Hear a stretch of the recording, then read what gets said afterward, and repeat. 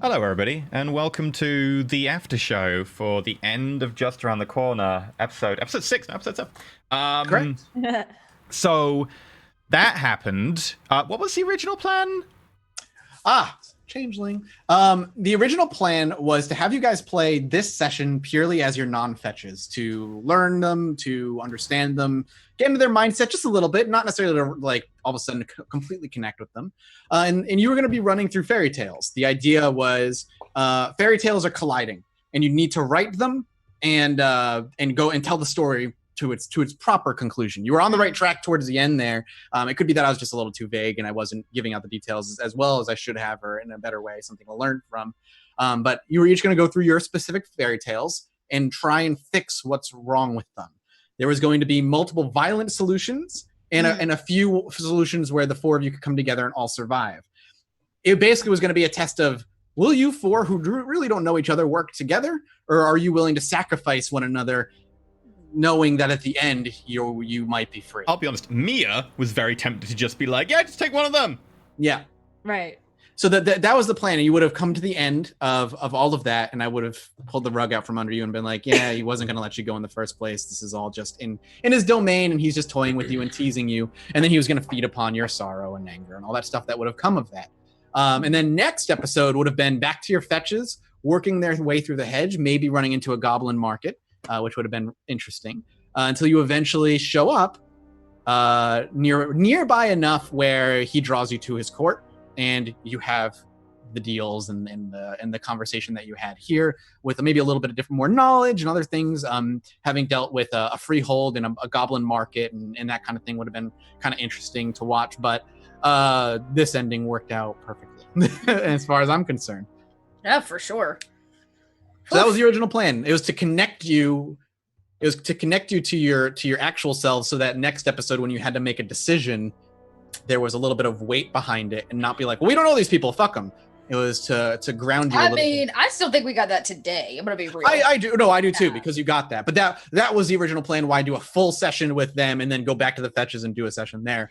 I always planned on the penultimate episode being the one where you all find out you're all fetches, and we move on. And hopefully you guys, if you rewatch some of the stuff, you see the hints along the way that your fetches, and then with wider eyes now you can be like, oh, right. Well, duh, yeah. And we're waving that flag. Yeah.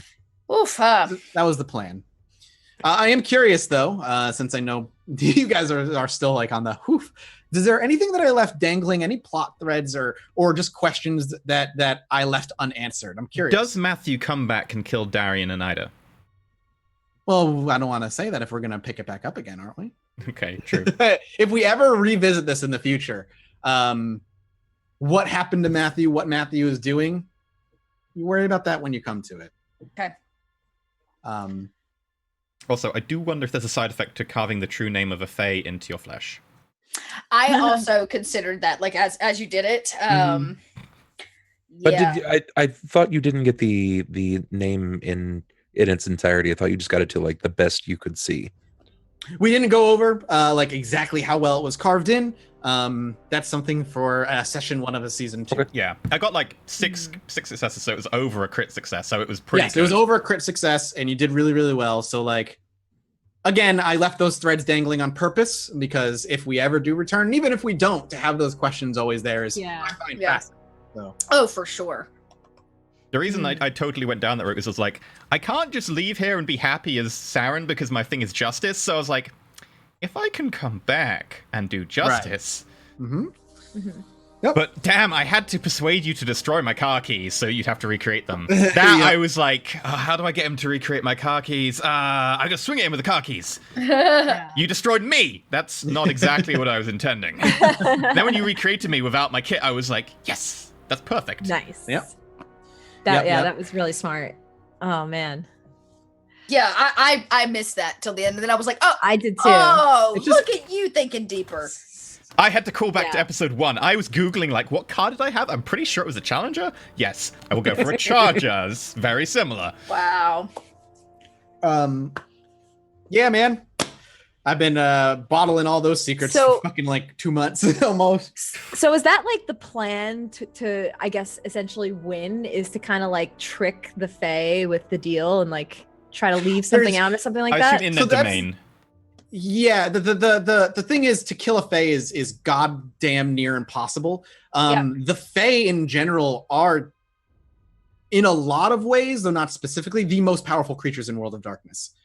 Like, they outpower almost everything. Arguably, maybe not Mummy and maybe not Demon, but they are pretty like powerful. they are essentially gods. Even in the mortal world, they are essentially gods. And much like other World of Darkness creatures, what you believe is their weakness doesn't necessarily mean it's their weakness. It just means that they might have spun those weaknesses into tales to confuse people if they ever run into Fae, that kind of thing.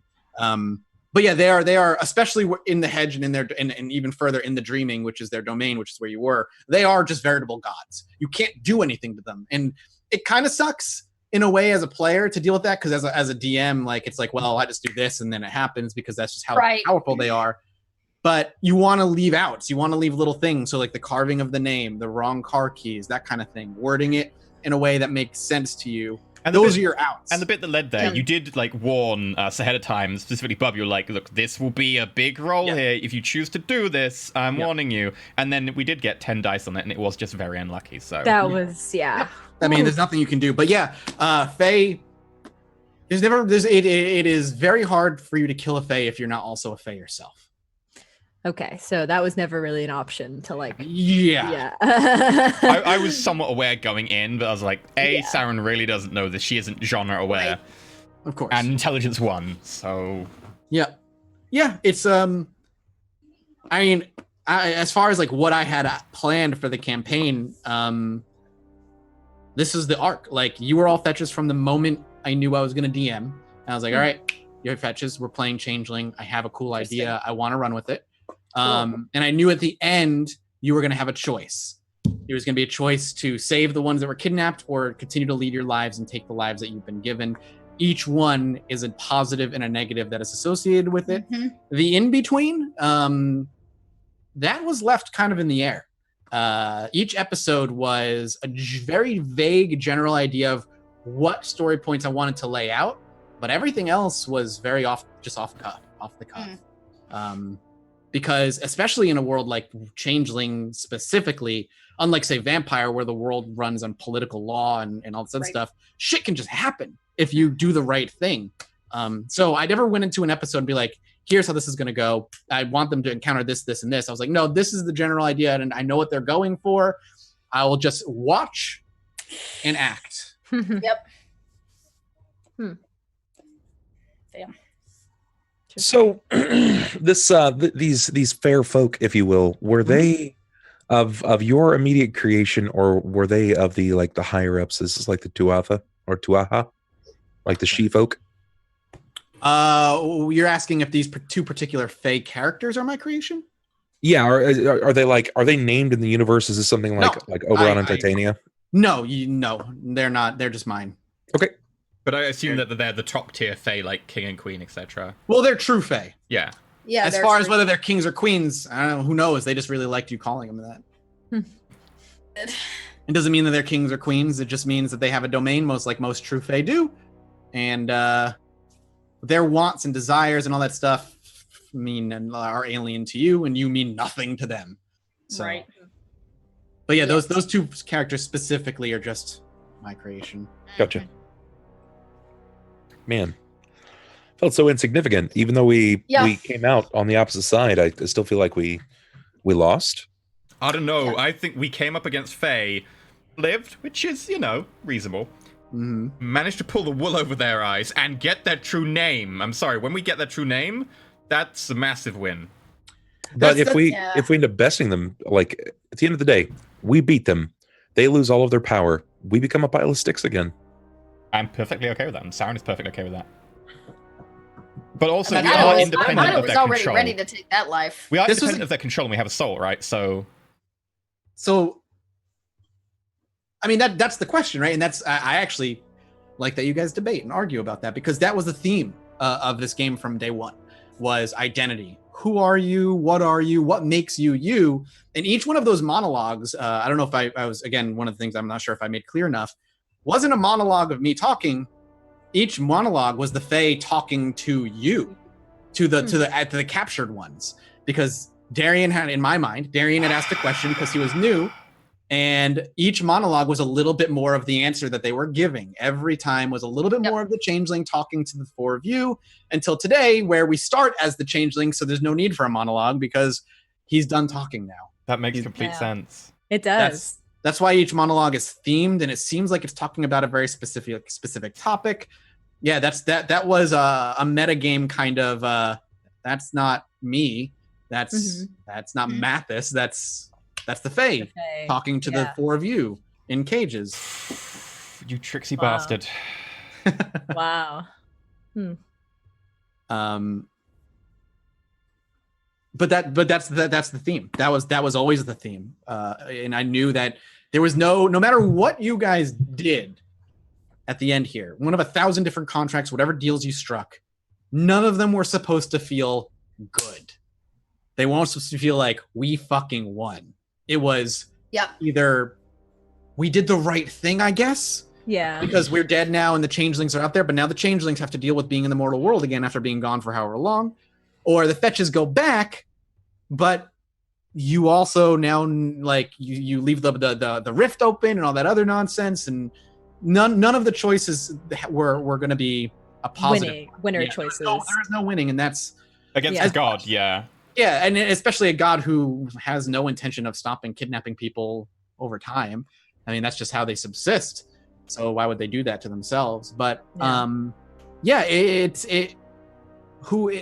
exploration of who the four of your characters are, what drives them, what motivates them, the types of relationships they may have had in the past and have now with each other. That was the point of the campaign, to explore that and really make you guys think as players and as characters, what is right and wrong, and what does that make me? Yeah. How long does it take for a Fae to die from hunger? Oh, fucking forever, dude. Okay, so we can't just nuke Madison, Indiana, and then 100 years later they'd be dead. Oh yeah, no, it wouldn't work like that. Because again, time also doesn't work the same. Right, the same. Years in Madison could be a week for them. Time makes no sense in Arcadia and in the Dreaming and in the Hedge. I feel like I've done all the talking. I'm sorry. I just like the more you keep talking, the more I'm like, damn it. No, it's. I don't want you to walk away from this game either going like being sad. I want you guys to sad. I want you guys to walk away feeling satisfied. No, I feel triumphant to the extent that I could be triumphant because we managed to. I think Chelsea feels satisfied. That's what I want. The players, the characters. I felt very satisfied with having played this game. Like I just thought it went beautifully. Ida, on the other hand, she is in a vicious rage. Yes, that's okay. Ida doesn't know anything about the fact she's a fetch. Yeah, and that's true. It's man, like that's the thing that I struggled with for the longest time when I first started doing World of Darkness stuff years ago. Is like, how do you make a game miserable but fun? Yeah. And like, if I can walk away from it, and if we can all walk away from a campaign and be like, my characters hate everything, but I loved it, then I win. Then that's fine. That's exactly all I want. Because the World of Darkness is not a happy place. Yeah. And Vampire, and Vampire is going to be a very, very different, when I storytell that, a very different flavor of horror. It is not going to be horror the same way that we have like in this, where it's like existential dread and all this other stuff. It's political horror. And there's still horror and horrible acts and things that happen in Vampire, but it's all under a medieval rule of thumb and a law to abide by while the four players are attempting to carve a name for themselves in this new society that they now, whether they like it or not, belong to. And if they don't follow, they just get killed.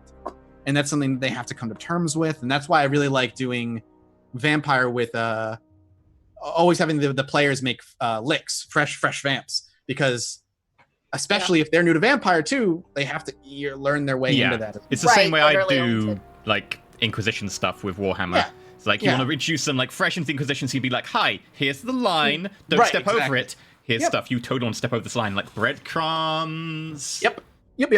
But God, I've been wanting to run a little changeling mortal game for the longest time, and I'm so glad I got to do it. Yeah, You're that a was secret great. playing Yeah, changeling all along. nailed it. Yeah, Oh. that Nailed it. I hope the players, and not necessarily the players, but I hope the PCs were as enjoyable for you as they were for us. Oh man, you guys were phenomenal. Like I said, I'm sorry I yelled at you. I yelled at you at the end, and I was like, wow. I just you really did? yelled at Mathis. Oh, that's fine. When Ida got all pissed off, it was like, shut your mouth. Oh yeah. No, I took that in character. I did not personally That's take good. offense at all. No. That's good. Because that's the point. Again, Because Ida got sassy. this god, essentially, this god character who has complete control of everything around. He cannot be harmed. He knows he cannot be harmed. And he has an emotional stability of about 0 because they're Fae. Like, what is a god who has complete control going to do? He's going to do whatever the fuck he wants. He's going to interrupt. Yeah. He's going to gloat. Right. Because it's like, well, what if I don't do this? I'm like, well, I don't give a shit if you don't do that. Like, Right. you can stay here all you want. I'm still going to have them. So yeah, it's one of those, like, as long as like you yelling at me was fully expected. Okay, ready that's for good. it. even Yeah. Karen I felt was really getting bad upset, like, afterwards. Everybody was getting upset. Yeah. I was getting the Thanos vibe from Avengers. I Yeah, still haven't snapping. seen it, so Oh, I haven't. keep our mouth shut. I haven't either. So I know the spoilers because I live on the internet. So Yeah. Yeah. Well, at one point, like, he snaps his fingers while, like, Star-Lord's shooting at him and, like, bubbles come out of the gun instead. yeah. And I was like, yeah, It's this like is that. 100% It's that kind of power, you know. It's that kind of ability that they have. Yeah, it's no, the as far as the players are concerned, I couldn't have asked for a better group like to do this. You guys brought the emotion, you brought the role play, you brought out of the box thinking and decision making and formulated plans that I wasn't ready for, and really challenged me to stay on my toes, which is all I could ever ask for. Speaking of which, did you pick up on the car keys thing? Because I did have to mention car keys about a dozen times. I noticed that you mentioned it several times. It's like, what's he getting at? Not right away. At the end, like maybe the third time you mentioned the car keys, I was like, oh right, he's asking for something that he doesn't have. But I found that really inventive. So I was like, I'm not gonna make you. I couldn't make you roll, and I like make a bluff check, but I found it more interesting. I also thought it would be something that like Faye wouldn't pick up on, like a model of car. Like, yeah, maybe I mean, they have a lot of feelers out there, but yeah, I mean, I don't know what else to say. Like, you guys were phenomenal. You guys were a great group of players. I'm gonna miss the characters. I'm really going to miss these characters. Trust me, yeah, I'm gonna. I know. We were just So starting Ida. to like develop like all these relationships between the characters and everything too. So Well, that it was fun good. too. I was very excited to rip that away from you today. I know. oh, I dive into the mind of like 17-year-old like Mia Starr, who is addicted to cocaine and weird stuff that goes on the music industry. I was like, I did not expect this. This is problematic in so many ways. I like how you kept hinting. It's like, my mom makes me do this. I do this because my mom tells me to do this. Like, man, we learned a lot about Saren today. Yeah. I never expected to have to hit the nail quite so on the head with that. I'm 17, want a lap dance? Like, I know that too. Yeah, it's A lap dance. I was like, oh, this poor child. I am absolutely going to miss the characters. There's no doubt. I loved all of them so goddamn much. They were great. They worked together. Every single character was just, they needed to be there. And I know that like some of them were more loud than others. Like Sam was louder, Ida was louder, like, but Saren, Darren Ida, was and needed. even Darian at times, would like because Darren played the spectrum. Darren went up and down, like because he was somewhat knowledgeable of cult, but still somewhat normal guy. Yep. And then like Saren was shit, the I was opposite. the and had no idea. relatable one in the scenario. No, Kara was the relatable one. Kara was the one we needed. The heart, the relatable one of the group. Yeah, You're true. That's true too. Yeah. Like, Saren was the opposite of Darren in that Saren had no idea of a cult, but was still a little bit of a jaded hard ass. Whereas Darren had a cult, but was an everyman. Ida was just both sides of the wacky, and Kara was the one that we all needed to ground us. And everything worked so well. I was just surprised at how grounded we all were in the beginning, but Darian was just like, this is fucked up. Yeah. This is so Well, fucked I up. mean, you have to think how long they had been there, and I'll tell you, it put me on my toes to have to like turn Ida on her head. Like, what was Ida prior to Right. Yeah. shock therapy and like meeting all of that? Yeah. And Siren's been The there for, other like, thing too 8 that I years don't or know something. if it's one of those things that I dropped it as a breadcrumb and I still don't know if even now, but like when Ida, remember when you were looking at the pictures of Saren and you got those weird feelings? Oh yeah. Yes. Do you know why? Probably no. not would be my guess because No. we were really I exploring assume it you further. share the person's soul to an extent, so motion transits down through the soul link. Well, for Ida looking at Saren's pictures, it's because the pictures were of a fetch, not of actual Saren. So it's that something's not right about this picture. What is going on with this picture? Because you have that merit that's like something weird is happening. You'll get a feeling in your stomach. Your hairs will stand on Right. it. That's what those. By the way, yeah, in case you didn't know, like Ida had a merit that's like when something is off, I just feel it. So Yeah, it's always with those feelings. So I couldn't go into detail, unfortunately, and be like, this is why you feel it. You're looking at it, and you're like, something's not right about this picture. Right. Yeah. Right. Damn. Huh. Oh Lord. Yeah, I think that's all from me for now. I was gonna say, Yeah. I have nothing. Like I said, I think as a character, I just like wrapping a story up is always I'm still it's kind of always reeling. difficult. Yeah, and you have to like simmer in it for a while. But it was just Yeah. such great You have to let it storytelling. settle. And Yeah. And you feel like such a part of it. And- I just think it was so perfectly wrapped up with a bow and just been like, that is a done story. There is nothing Yep. left. That yeah, everything there's is done. yeah, exactly. We Yeah. have, Yeah. we It have always- the perfect it- yeah. ending. It's That's why I perfect was for World of talking to you. Darkness. Yeah, between episodes 2, I'm like, just so you know, I'm not going to prolong it. If Yeah, it, yeah. if Yeah. just fill in Yeah. another day, like I feel like that does the story a disservice. Oh, for If sure. you're like, oh, now you have to fight a bunch of things to eat up an hour or two. Yeah. Like it's, I'd Yeah. rather keep the story moving at a pace that made sense. And the Yeah. ending was like the perfect World of Darkness bow, because it was, we fail, technically everything's still really messed up, but there is some light that we did Yes. manage to Right. do something. there's a little hope.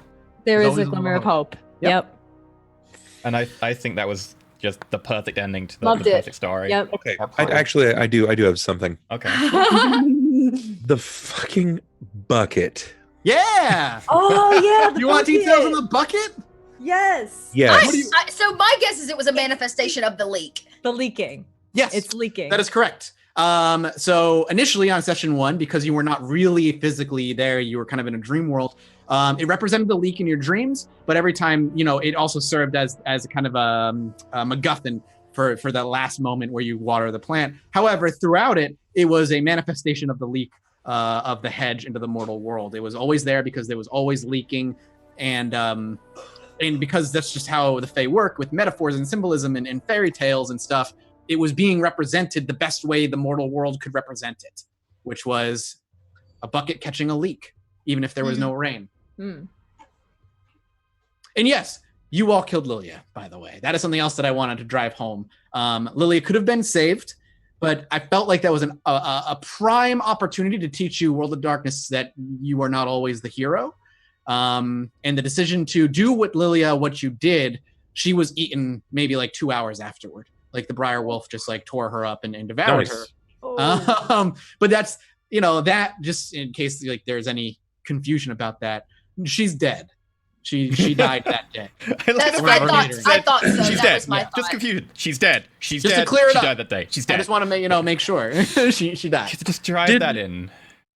Did Matthew know from the beginning, or did Matthew know at all that we were fetches? Yep, he knew. Okay. Changelings can see. Yeah, that's what I thought. Fetches can also see that someone's a changeling. However, that can be messed with a little bit. I mean, we saw that he had odd features. Yes, but you didn't see the extent of the odd features. Yeah. You could see him as like if you were another changeling, or if you were his fetch. Like when you see him, you would see everything. You would see everything that changed about him and how physically he's different. Whereas you saw bits and pieces, but not too much. Your brain was very much trying to block a lot of it out because it wants to believe it's mortal. Gotcha. So Lilia had that power where she kind of like ran through the shadows type thing. Yep. That's a fetch We- ability. We could have done that too. It's If you knew what you were. hmm. or were subconsciously using those abilities. At that moment, Lilia had just broken through. And so she was still acclimating and forming, and her thoughts were still chaotic and wild, and they weren't fully formed yet, which is why she was laughing and crying and doing all those things, because she was like a newborn babe in a lot of ways, as she quickly her fetch kind of pieced herself together with the right memories and all that other stuff. That's why later in the basement she seemed somewhat normal, because her memories had rerouted itself, and she had the story that the Fae had implanted in her head as a belief. Would that have happened to us as fetches at some point? Would we have started like that? Not necessarily. The reason it was so problematic for them is because of the leak in the world between worlds. They shouldn't have to travel between a world between worlds. The fetches should just arrive or be placed. But she spent on mortal time a year. The fetch spent a year in this place devoid of anything. She was messed up, and it took a few hours for her magics to kind of settle. Got it. Makes sense. Cool. Yeah, and I'm trying to think if there's anything else out there that seemed kind of wild and out there that maybe you didn't quite grasp, or I didn't explain it well enough, or I was a little too vague. The fetches have the other thing too, that may have been vague. So changelings have an ability to dream surf. And if they get into somebody's dream and they create an object with that person, they are able to then use that person's mind and dreams to enter the world of the mortals, which is exactly what Matthew did with Darian at the end when he made that thing with Darian and they chatted. Yep. He used that as his mechanic to dream surf through Darian's dreams while he was in the hospital and find his way to the mortal world, which is then how he hunted down you guys at the house. Everything has a mechanic behind it. I know a lot of it, and people who don't know World of Darkness seems like it's just me pulling plot out of my butthole, but all of these are just mechanics that I'm describing to you in a way that your mortals would understand, because they wouldn't understand the mechanics of it. They would just know, I saw Matthew in my dream and now he's here. That's weird. Or she was laughing and running down the highway and it just, that's just weird. There are always rules and mechanics behind it. It's just, that's the beauty of going in blind. Cool. That was vastly large anus, sir. And that's the other thing too. When she was screaming for help, fetches can, including yourselves, scream for help. And if you do, your creator can hear you, and they can decide whether to come rescue you or not. It's up to them if they feel like it. But that's why she showed up, because Lilia's fetch was screaming for help. Yeah. So okay. Her Fae showed up. I figured. I was like, what's going on? Why am I being called? Man, we should have used her as bait. I wanted to trap that face so bad. I Yeah, wanted to reel her into a trap and trap her, and then use her as leverage against the other guy. That was kind of that was like Ida's big plan. Trap a god. Yeah, I was gonna say. I think we had to get out with what we could. You gotta try at least. We had to get out with what we could. A true name is gonna be the best leverage we could have. Yeah. Yeah. Now we Which we still didn't get. Well, we just need to find a mage to give them the symbols to. Mage would be a good starting point. That's true. Yeah, new series. We go in search of a mage. I was gonna say theories for. Where's was it the technocracy or something? Yeah, technocracy. Yeah, they killed a progenitor. So if they can kill a progenitor, they could probably kill a Fae of a name. Yeah, probably. Fae mage are like up there. Powerful mage who know what they're doing are up there in power anyway. Or just find a mummy. Be like, hi, mummy, would you like to kill a true Fae for us, please? Good luck on that one. Yeah, that probably won't work. They're a bit busy. They'd be like, I don't give a fuck. Like, I've got the Gehenna, like the cataclysm to worry about right now. End of the world, one Fae. Right, exactly. Yeah. Either way, that's been insane and it's been amazing. So thank you very much. Thank you, guys. Thank you. Thank you. Thank you very much to everyone at home. And may the dice roll over in your favor. Goodbye.